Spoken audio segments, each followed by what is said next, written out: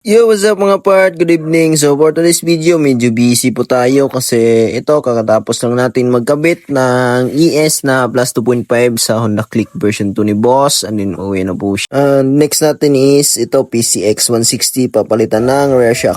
Stock shock out! Kainan in! So at this time mga part is binaplas ko na po lahat ng fairings, and then yan na. Ang kanyang rear shock na Saiyan, napaka-solid. So, budget me lang po ang Saiyan mga part, pero goods rin. Fully adjustable rin siya. And then, syempre, food trip na naman ang mga tite. May kasama pang mga pinagbubawal dyan. So, yan na. So, at this time mga part is nakabit na po natin yan. So, meron lang tayong konting niligyan ng spacer kasi malaki talaga yung play and then yung gap. So, yan. All goods na po yan. Yan na yung kanyang tindigan mga part. G-series na Saiyan shock.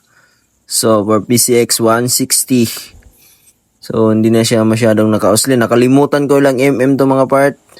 So all goods na po. Nakakabit na rin natin yung mga fairings. So pagkita ko sa inyo yung tindigan niya ay mamaya mga part. So yan na.